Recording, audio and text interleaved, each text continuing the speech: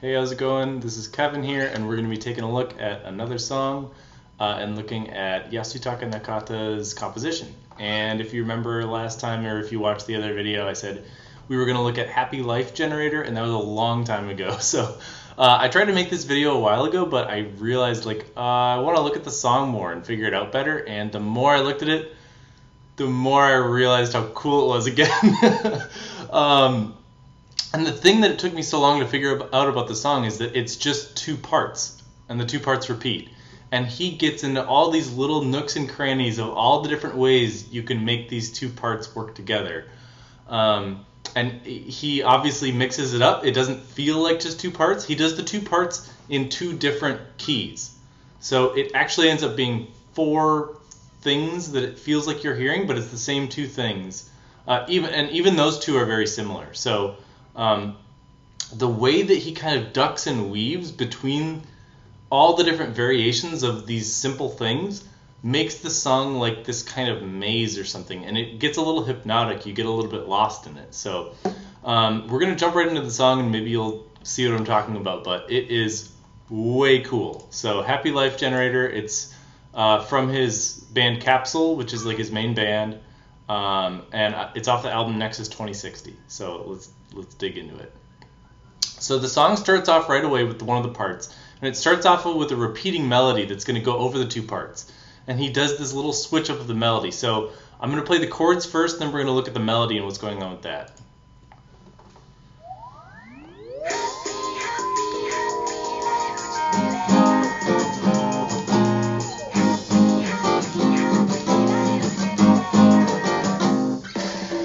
Okay, so the melody over that is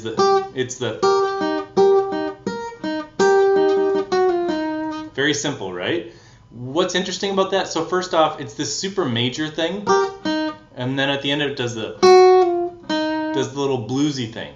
So we're gonna come back into that. He already in the first second of the song is starting to get your ears ready for some of the concepts that are going to be explored in the song. So that's the first time he's going to start getting your ears ready for everything. So we're going to keep doing that, and he's going to repeat back through the part.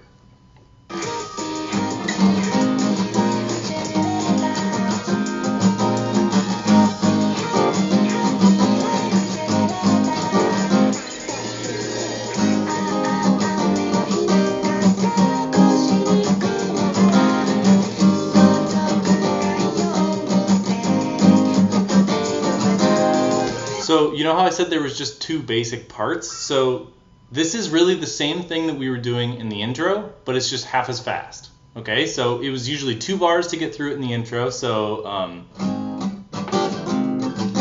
and now it's doing a slight variation, but it's basically the same thing. 2, 2, 3, 4, 3, 2, 3, 4, 4, 2, 4, 3, 4. So it's 4 bars instead of 2 bars. So okay, we're doing the same thing and switching it up in how long it takes to get through it.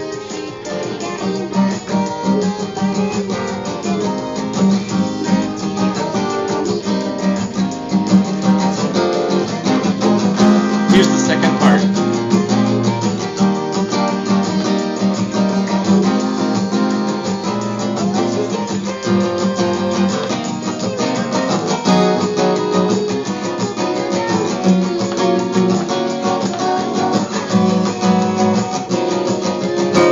Okay, so we're going to back up a little bit. So that was the second part, and he did it in 2 different keys. So the first time he did, and it took me a while to figure out when he flips it up here, it's not a new part, it's the same thing, and he just moves it up 3 half steps. So it goes from, so if you go, you're now in the next thing that he does. So it's the same thing as, okay, so he's right away, okay, that's cool. So we get to that, and then he wants to get back to the first part, but he wants to get back to the first part in a second key. So he is kind of taken us on this key shift, and now we're in part 2, and we've done part 2 twice, and now we're going to come back to part 1 and do part 1 for the second time. So how is he going to do that? In the coolest way possible, of course.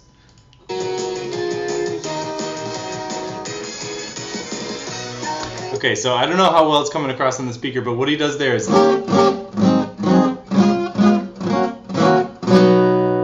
Okay, and so that note that we end up... So we do this like weird switch, and then that note that we end up on is 3 half steps up from where we first started the song. So if you go... And now he's going to do the first part 3 half steps up. Okay.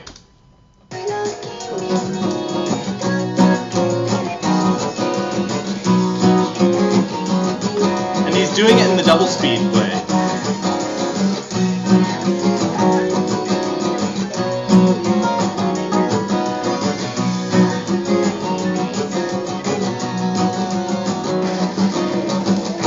Now we're back to the first part of the song.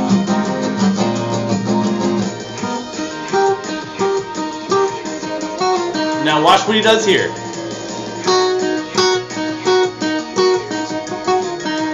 Okay, so that is the first time we've gotten payoff from the thing that happened the first second of the song. So what's cool about the switch up there, so the major way, if you instead start it and you do it a minor way, if you lay that on top of the 3 half step up pattern that we started the song on, it lines up perfectly. So you've got the same pattern. Then if you do the same pattern 3 half steps up, if you do that on top of, the whole thing lines up perfectly. Like, what the hell? How did he do this? I don't understand where he got this stuff. Like, nobody else does this stuff. And when you listen to the songs the first time, they don't sound that complex.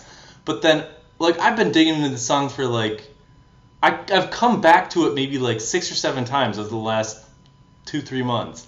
And it's only now that, like, I've really realized all of the puzzle pieces in his head that he just, boom, fit together in this one way. This guy's so cool. Okay, so the rest of the song is basically going to keep on just weaving between... So you now know all the concepts. But the cool part of the song is, so A, it's that he just weaves between them and just keeps on circling and circling, and the same parts at half speed or double speed or 3 half steps up or back at the root where we started. But then also the whole time, like everything else that he does, it's not just what's on the surface. If you listen really close, there are just so many little pieces of instrumentation and of melody and harmony that pull qualities out of this. So the vocal line always has a really cool like harmony vocal line that's going with it, and there's this kind of like fusion distorted guitar that goes through the whole thing, and the distorted guitar kind of plays off of the vocal melody and pulls things out of the chords. So we're going to play along and listen to the song, and I'll try and play along with it, and we'll kind of keep on touching on some of this stuff.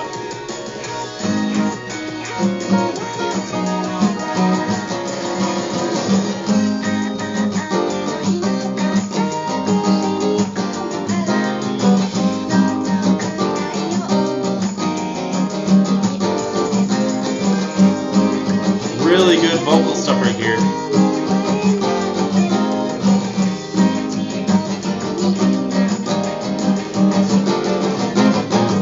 Now part 2.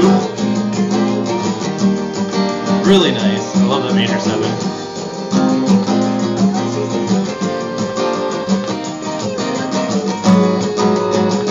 Same thing.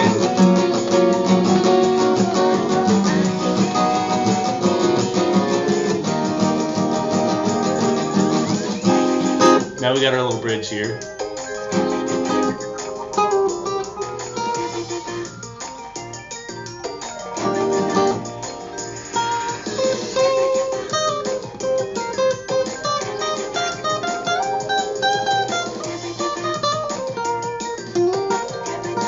Oh yeah, feeling it.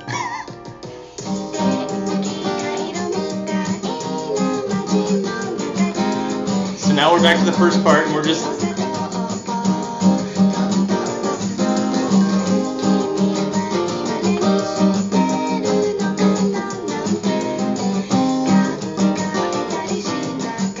Wow. You get it.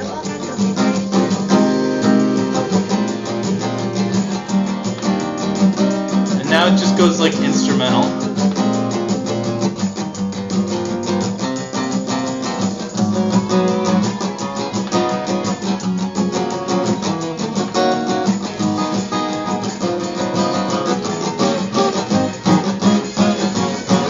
Now it's part one in the second spot.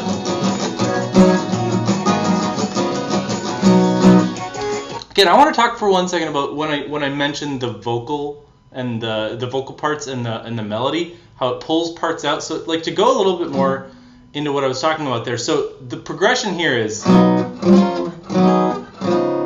very simple, right? But if you put the vocal part into it and look at what it does to the chords, it goes dun dun dun. So it changes that into a kind of cool suspended. So the real chord there is a minor 7, but if you put the actual vocal part da da da da da da, it does an add 9. Da da da da da da. So instead of da da da da da, you get da da da da da. So it's like these little things. It's like it was just a more interesting choice of a melody to do there. So anyways, you get what I'm saying.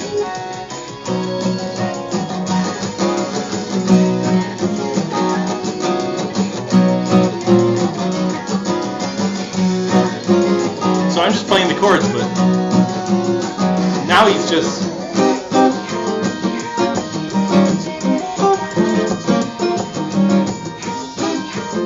straight flexing now.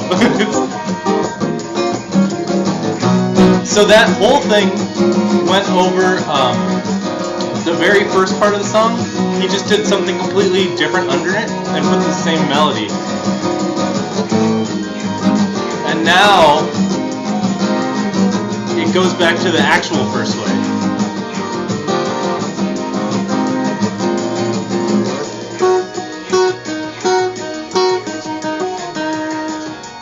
So cool. And now back to the major. I hope I explained that decent. I don't know. I don't think I did, but like that's like the coolest song we've looked at so far, in my opinion, because so simple, so complex, so songplex. And then that one switch up when he does the that to me is like one of the coolest things I've ever heard in a song. Like he's doing the part, and then he moves the part up, and then he wants to stay up there but with the other part, so he just, and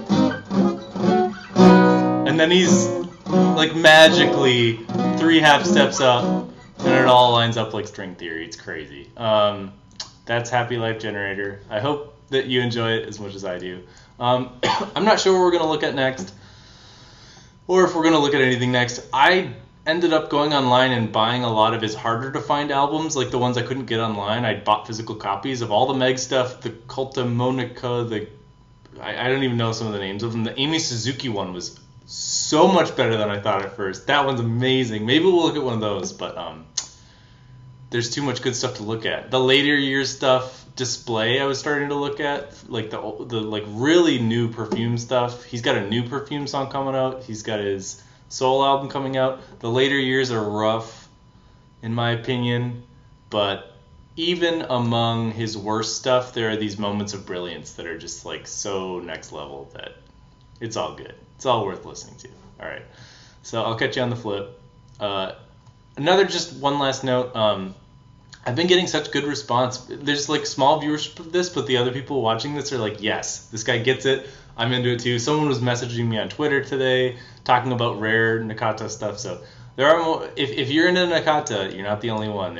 We're finding each other. He is the one true captain of songwriting in the world. So join in the revolution. All right, peace out.